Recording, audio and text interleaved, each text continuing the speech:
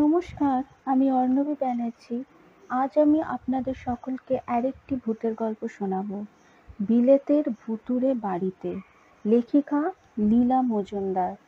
এই গল্পটি যদি আপনাদের ভালো লাগে, আপনারা অবশ্যই লাইক এবং আমার চ্যানেলটিকে সাবস্ক্রাইব করবেন। বিলেতে ভুতুড়ে বাড়িতে। বহুদিন পর লন্ডনে ফিরে এসে মনের মতন একটা বাড়ি খুঁজে বেড়াচ্ছিলাম। কল্পনায় ছিল বাড়িটা হবে শহরের এক কোণে, সামনে ছোট একটা ফুলের বাগান থাকবে, কিন্তু লোকজন, ট্রাম বাসের হট্টগোল যেন একদম শোনা না যায়। এই কল্পনার বাড়ি সর্বত্র খুঁজে চললাম। একদিন হঠাৎ বেড়াতে বেড়াতে আমার মনের মতন বাড়ি খুঁজে পেলাম। বড় রাস্তা থেকে সামান্য ভেতরে বড় বড় গাছে ঢাকা মস্ত বাগানওয়ালা পুরনো আমলের ভাঙাচোরা একটা বাড়ি দেখতে পেলাম। প্রথম দর্শনে বাড়িটা দেখে মনে হলো খুব নির্জন ও নিরিবিলি, যেটা আমি মনে মনে খুবই চাইছিলাম। তাছাড়া এই বাড়িতে লোকজন আছে কিনা বা এই বাড়িটি ভাড়া দেওয়া হবে কিনা কিছুই জানতাম না। বাড়ির গায়ে কোথাও এই বাড়িটি ভাড়া দেওয়া হবে বলে কোনো বিজ্ঞাপন নজরে পড়ল না। কিন্তু এই বাড়িটা দেখেই মনে মনে কেমন জেদ এলো, যেমনভাবেই হোক এই বাড়ি আমাকে ভাড়া নিতে হবে। আমি সোজাসুজি বাগানের ওক কাঠের দরজা ঠেলে ভেতরে ঢুকে পড়লাম। অদ্ভুত ব্যাপার, দরজাটা সশব্দে নিজে থেকে বন্ধ হয়ে গেল। বাগানে ঢুকেই মনে হলো আমি এক বিচিত্র জগতে এসে পড়েছি, বাইরের পৃথিবী থেকে সম্পূর্ণ বিচ্ছিন্ন। কোথাও মানুষের কোলাহল, ট্রাম বাসের আওয়াজ, গোলমাল, চিৎকার চেঁচামেচি কোনো কিছুই শোনা যায় না। চারিদিকের পরিবেশটা যেন খুব শান্ত, মৌন নিস্তব্ধতা ছড়ানো। একটা পুরনো ঝর্ণা দেখতে পেলাম।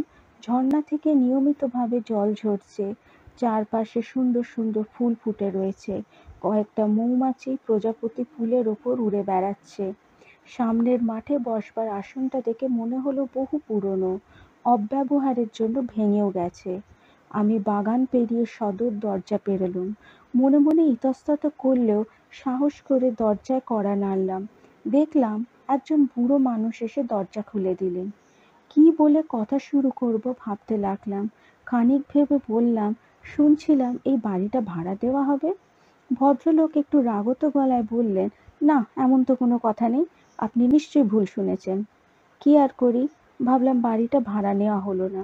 হঠাৎ ভদ্রলোকের স্ত্রী ঘরের ভেতর থেকে বেরিয়ে এসে বললেন, বলুন তো আপনি কি করে জানলেন?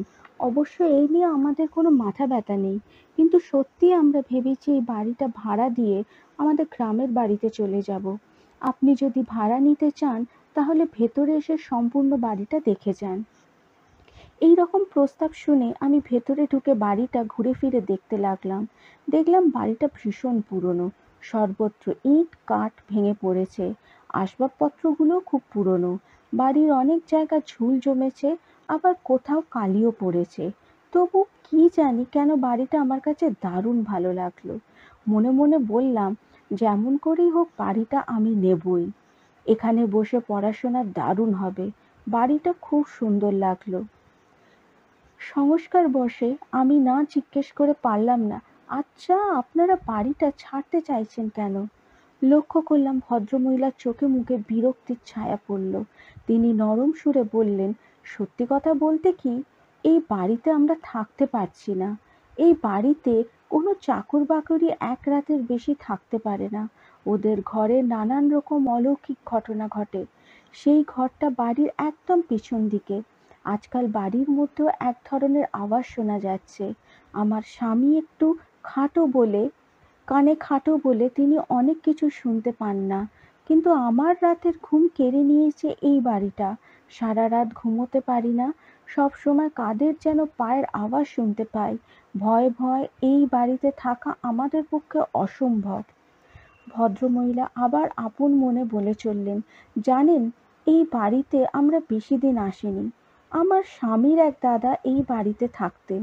তার মৃত্যুর পর আমরা এই বাড়ির মালিক হই। আমার স্বামীর কাকা বাড়ির সামনের দিকেই থাকতেন, পেছন দিকটা কোনোদিনই কেউ ব্যবহার করেনি। হঠাৎই ভদ্রমহিলা একটা চাপা নিঃশ্বাস ফেলে চুপটি করে রইলেন। আমার মনের বাসনা পূর্ণ হলো। বাড়িটা অনির্দিষ্টকালের জন্য ভাড়া নিলাম। দিন দুয়েকের মধ্যে বুড়ো বুড়ি তাদের বাক্স বিছানা সব নিয়ে চলে গেলেন, কিন্তু বেশিরভাগ পুরনো জিনিস রেখে গেলেন। প্রথম দিন বাড়িটায় ঢুকে খুব আনন্দ পেলাম। ছোট্ট বাচ্চার মতন বাড়ির সব জায়গা ছুটে বেড়ালাম। কোন ঘরে কি আসবাবপত্র সাজাবো, কোথায় কি মেরামত করব, এই সব প্রথম দিনেই ঠিক করে ফেললাম। পিছনের একমাত্র ছোট ঘরটায় তালা ঝোলানো ছিল। আমি তালা খুলে ঘরে ঢুকতেই সমস্ত শরীরটা ভারী হয়ে উঠল। গায়ে কাঁটা দিতে লাগলো। কিরকম যেন একটা ভয় ভয় অবস্থা। খুব রহস্যপূর্ণ মনে হলো। এক পা গিয়েই আর এগোতে ইচ্ছে করলো না। এই ঘরের একটা আসবাবপত্র ছিল না, সম্পূর্ণ ফাঁকা। তাড়াতাড়ি ঘরটা আরো বন্ধ করে দিলাম। আমি আর আমার সেক্রেটারি দুজনে মিলে দোতলার দুটো ঘর সাজিয়ে গুজিয়ে নিলাম। আমার সেক্রেটারি আমার চেয়ে বয়সে বেশ বড়। আমাদের কোনো চাকর বাকর ছিল না। বাইরে হোটেলে খেয়ে এসে রাত্রিটা শুধু ঘরেতে ঘুমোতুম।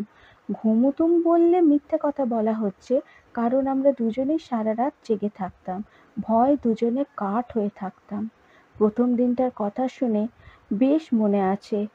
আমরা উপর নিচে সমস্ত ঘরের দরজা দেখে শুনে বন্ধ করে এবং সমস্ত কিছু ভালো করে দেখে নিয়ে তারপর যে যার নিজেদের ঘরের দরজা বন্ধ করে শুয়ে পড়লাম। আমার মাথার ঠিক ওপরে ইলেকট্রিক আলো ছিল, তাই ভাবলাম একটা বই পড়ি। বেশ মেজাজে বইটা পড়ছি। হঠাৎ একটা ভারী আওয়াজ শুনে চমকে উঠলাম। স্পষ্ট বুঝতে পারলাম নিচের দরজা খুলে কে যেন ভেতরে ঢুকলো। বইপত্র বন্ধ করে কান পেতে শুনতে চেষ্টা করলাম। আমি কোনো শব্দ শুনতে পেলাম না, এমনকি বাগানে একটা পাতা পড়ার শব্দ পেলাম না। অধৈর্য হয়ে কিছু শোনবার জন্য অপেক্ষা করতে লাগলাম। খানিকক্ষণ বাদে পায়ের শব্দে চমকে উঠলাম। মনে হলো কে যেন সিঁড়ি বেয়ে উপরে উঠে আসছে। প্রথমে হল ঘরে ঢুকলো, তারপর আমাদের ঘরের দিকে ক্রমশ এগিয়ে আসছে। ভয়ে আমার শরীর হিম হয়ে গেল। পায়ের শব্দটা ঠিক আমার ঘরের সামনে এসে থামলো।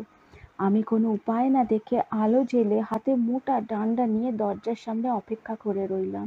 ভাবলাম নিশ্চয়ই চোর ডাকাত হবে। খুব সাবধানে পা ফেলছি। আমিও রেডি। এই কথা ভেবে হাতের ডান্ডাটা দেখতে লাগলাম। বুঝলাম বাইরের থেকে কে যেন দরজায় চাপ দিচ্ছে। হঠাৎ দরজাটা সশব্দে খুলে দিলাম, কিন্তু কাউকে দেখতে পেলাম না, শুধু গাঢ় অন্ধকার চারদিকে।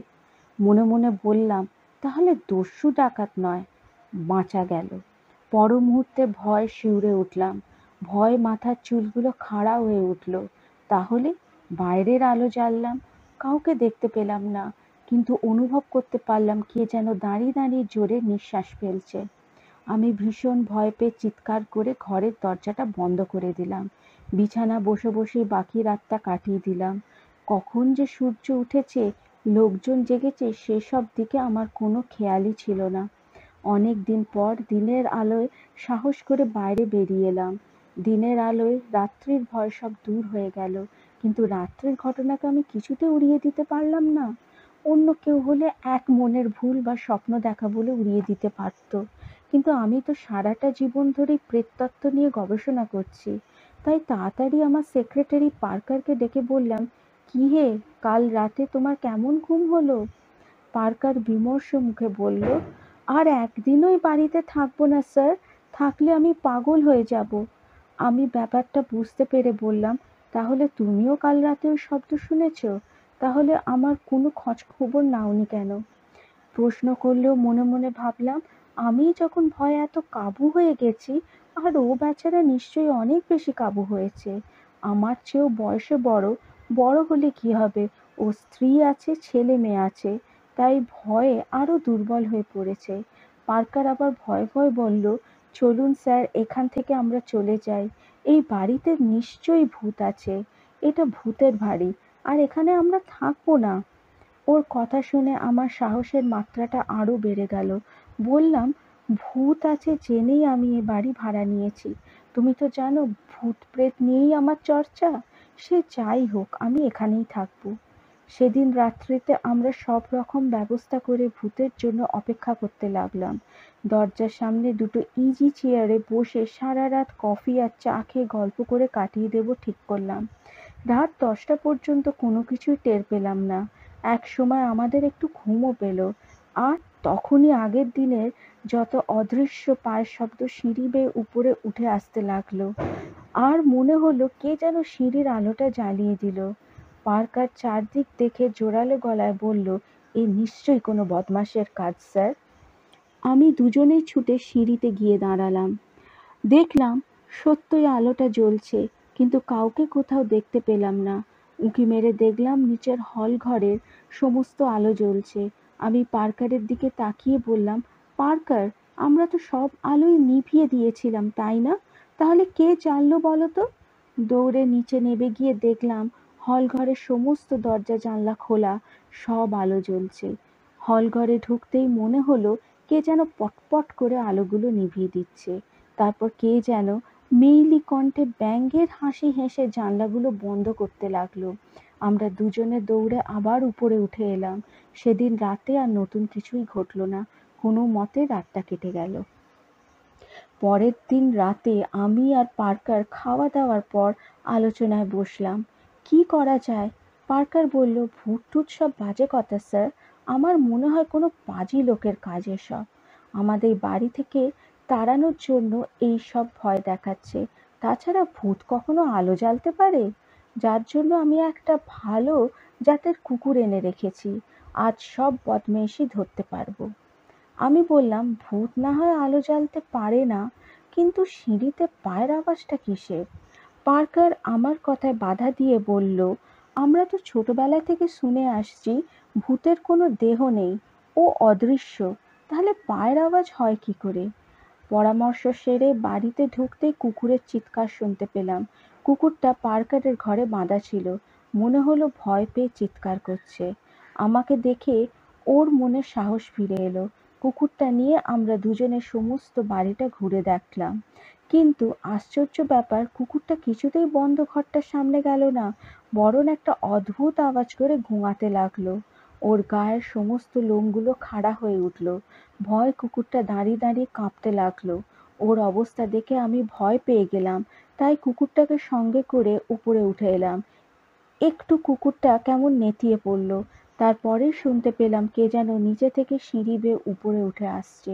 ক্রমশ পায়ের আওয়াজ ভারী হয়ে এলো। আমি আর পার্কার দুজনে ভয়ে জড়াজড়ি করে ঘর থেকে বেরিয়ে এলাম। পায়ের শব্দের সঙ্গে গলার আওয়াজ শুনতে পেলাম। এত রাত্রে আপনারা কি করছেন বলুন তো? তাকিয়ে দেখলাম রাতের পাহারাওয়ালা পুলিশ। পুলিশ দেখে আমাদের ধরে প্রাণ এলো। পুলিশ দেখলে যে এত আনন্দ হয় তা আমি এর আগে কোনোদিনও বুঝতে পারিনি। পুলিশ আমাদের উপর ভীষণ চটেছিল। তাই বলতে শুরু করলো, কি ব্যাপার বলুন তো আপনাদের? এই 5 মিনিট আগে দেখলাম বাড়ির সদর দরজার জানলা সব বন্ধ, আলো জ্বলছে না। আর এখন দেখছি সদর দরজা হাট করে খোলা, সমস্ত বাড়িতে আলো জ্বলছে। বাগানে এসে শুনলাম কুকুর কাঁদছে, তাই সোজা উপরে উঠে এলাম। অবাক লাগছে, এই মাঝরাতে কেউ বাড়ির সমস্ত দরজা জানলা খুলে রাখে? কেন বন্ধ করে দেননি আপনারা? কি হয়েছে? আমি আর পার্কার দুজনেই বললাম, আমরা খুব ভালো করে সমস্ত দরজা খিল দিয়ে এঁটে বন্ধ করে দিয়েছিলাম। কি করে যে খুললো আমরা তা জানি না। পুলিশ আমাদের কথা শুনে বলল, নিশ্চয়ই বাড়িতে একদল বদমাশ লোক ঢুকেছে। আপনারা আমার সঙ্গে চলুন, আমি সারা বাড়ি তল্লাশ করব। কিছু না বলে পুলিশ মশাইকে সঙ্গে নিয়ে সারা বাড়ি টহল দিলাম, কিন্তু কুকুরটা আর উঠল না। ও শুয়ে পড়ে সমানে হাঁপাতে লাগলো। আমার আমরা সারা বাড়ি ঘুরে কোথাও কিছু দেখতে পেলাম না। এতে পুলিশের সন্দেহ বাড়ল। আমাদের নাম ধাম টুকে নিয়ে চলে গেল। কিন্তু সেদিন থেকে বেশ কয়েক রাত আমাদের কোনো অঘটন ঘটল না। প্রায় 5-6 দিন বাদে আমার এক পুরনো বন্ধু আমার সঙ্গে দেখা করতে এলো। এই বাড়ি দেখে অবাক হয়ে বলল, এই বাড়িতে তুমি আছো কি করে? এ তো ভূতের বাড়ি। আমি বললাম, তুমি জানলে কি করে যে এটা ভূতের বাড়ি? বন্ধুটি বলল, কয়েক বছর আগে আমার এক মেসোমশাই এই বাড়িতে কয়েকদিন ছিলে। তাতেই পেয়ে টের পেয়েছিলাম এইটা নিঘাত ভূতের বাড়ি। ঠিক আছে, তুমি এটা প্রমাণ দেখো। একটা সাদা কাগজ খামে ভরে তোমার টেবিলের দেরাজে রেখে দাও। বন্ধুর কথার মতো আমি একটা সাদা কাগজ রেখে দিলাম। প্রায় মাসখানেক বাদে একদিন আমার বাড়িতে বন্ধুদের ডিনার দিলাম। নানা গল্পের মধ্যে এই বাড়িটায় যে ভূত আছে তার কথা উঠল। তখনই বন্ধুরা সবাই মিলে প্ল্যানচেট শুরু করলো। প্ল্যানচেট টেবিলে 3 মিনিটের মধ্যে এক অশান্ত আত্মা উপস্থিত হলো। একটা কাগজে লেখা ফুটে উঠল, আমি কাল ক্রিট, এই বাড়িতে আগে আমিই থাকতাম। এর চেয়ে বেশি কিছু জানতে চাও তো নিচের বন্ধ ঘরে সবাই চলে এসো। আমরা সবাই মিলে নিচের বন্ধ ঘরটায় এসে বসলাম। একটা মোমবাতি জেলে ধ্যানে বসলাম। আবার শুনতে পেলাম অশ্বরেরই আত্মাটা বলে চলেছে, আমি কার্ল ক্রিটা। এই ঘরে আমি আমার পিস্তুত ভাই আর্থার লিন্ডেলকে খুন করে পুঁতে রেখেছিলাম। আমরা জিজ্ঞেস করলাম, আপনার আত্মা শান্তির জন্য আমরা কিছু করব কি? আপনি বলুন। প্রথমটা কোনো উত্তর পেলাম না। অনেকক্ষণ পর বিরক্ত হয়ে লিখল, দয়া করে এই বাড়িটা ছেড়ে দাও, তাহলেই আমার শান্তি হবে। এতদিন আমি যে একটা সাদা কাগজে খামি ভরে দেরাজে রেখে দিয়েছিলাম তার কথা ভুলেই গিয়েছিলাম। তাই মনে হতেই তাড়াতাড়ি গিয়ে টেবিলের দেরাজটা খুলে খামে ভরা সাদা কাগজটা বের করে দেখলাম তাতেও একই কথা লেখা আছে, দয়া করে এই বাড়িটা ছেড়ে দাও, তাহলে আমার শান্তি হবে। পরের দিন আমি বাড়ির পুরনো সব দলিলপত্র খুঁজে দেখতে লাগলাম। দেখলাম সত্যি 30-40 বছর আগে এ বাড়িতে কার্ল ক্রিট নামে এক জার্মান ডাক্তার ও তার স্ত্রী শার্লেট বাস করত। তার মাঝে মাঝে ডাক্তার এক আত্মীয় আর্থার লিন্ডেল নামে এক যুবক এই বাড়িতে এসে থাকত। কিন্তু একদিন রাত্রে তাকে আর খুঁজে পাওয়া যায়নি। আর কিছুদিন পরে কার্ল ও শার্লেট এই বাড়ি ছেড়ে জার্মানিতে চলে গিয়েছিল। দলিলপত্র দেখে শুনে আমার মনের অদম্য ইচ্ছাটা আরো বেড়ে গেল।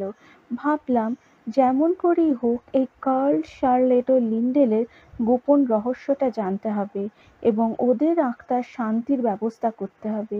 আমি জানি ওরা যতদিন জীবিত মানুষের কাছে ওদের গোপন রহস্যের কথা না বলবে ততদিন ওরা মুক্তি পাবে না। তাই আমি বন্ধ দরজাটাতে ইলেকট্রিক আলোর ব্যবস্থা করলাম, ঘরটা চুনকাম করালাম, টেবিল চেয়ার পাতলাম।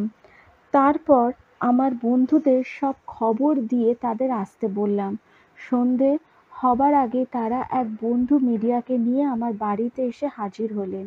আমরা সবাই মিলে প্ল্যানচেটে বসলাম। কিছুক্ষণের মধ্যেই দরজার সামনে একটা ছায়া দেখতে পেলাম। আস্তে আস্তে ছায়াটা একটা মানুষের মূর্তি ধরে ঘরের মধ্যে ঢুকলো। মূর্তিটার মুখ শুকনো, চুলগুলো উস্কো খুস্কো, খোঁচা খোঁচা দাড়ি, সব মিলিয়ে দেখে মনে হলো শীর্ণকায় এক যুবক। আমি বুঝলাম এই নিশ্চয়ই কার্ল ক্রিট। খুব দারুণ দেখাচ্ছিল ওকে। আমি বললাম, আমি আপনার প্রতিবেশী, আপনার সঙ্গে আলাপ পরিচয় করতে চাই, আপনি কিছু বলুন। ছায়া মূর্তিটা উত্তর করলো, না না, আমি এইসব চাই না, আমি এখান থেকে চলে গেলে বাঁচি। তোমাকে তাড়াবার জন্য আমি এত চেষ্টা করছি, তবু তুমি যাচ্ছ না কেন? ওর উত্তরে আমি বললাম, বহু বছর তো এই বাড়িতে কাটালেন একা একা, এখন কোনো বন্ধু পেতে ইচ্ছা করে না? আমার কথা শুনে মনে হলো কার্ল বেশ খুশি হয়েছে। হতাশ গলায় বলল, আমি তো এই বাড়ি ছেড়ে কোনোদিন কোথাও যেতে পারবো না, এখানে আমি চিরকালের জন্য বাঁধা। জিজ্ঞাসা করলাম, লিন্ডেলকে খুন করতে গেলেন কেন?